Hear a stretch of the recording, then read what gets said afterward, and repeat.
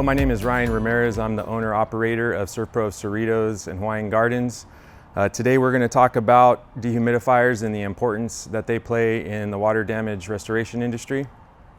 The way a dehumidifier works is it will take excess humidity and moisture, it will run them through some coils, freeze it, then it'll defrost it and pump it out into a drainage system in the home or the place of business.